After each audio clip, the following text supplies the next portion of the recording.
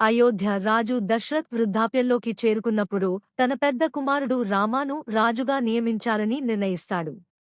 అయోధ్యలో పండుగ వాతావరణం నెలకొంటుంది.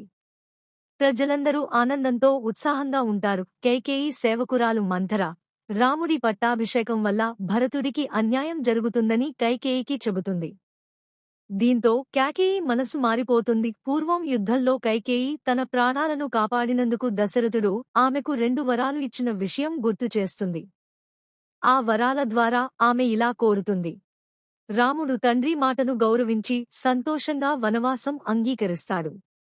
ఆయనతో పాటు రాముడు రాజభోగాలను వదిలి సాదాసీదా జీవితం ప్రారంభిస్తాడు.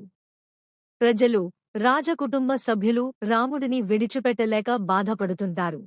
రాముడి వియోగాన్ని తట్టుకోలేక దశరథ్ తీవ్రంగా బాధపడతాడు. చివరికి తన కుమారుడిని గుర్తుచేసుకుంటూ మరణిస్తాడు. ఆ సమయంలో భరతుడు రాజ్యంలో లేడు.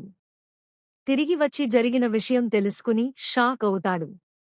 తన తల్లి చేసిన పనిని ఖండిస్తాడు. భరతుడు రాజ్యాన్ని స్వీకరించకుండా అడవికి వెళ్లి రాముడిని తిరిగి తీసుకురావాలని ప్రయత్నిస్తాడు.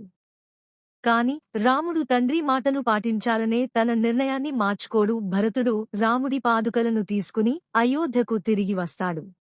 ఆ పాదుకలను సింహాసనంపై ఉంచి తాను రాముడి ప్రతినిధిగా రాజ్యాన్ని పాలిస్తాడు.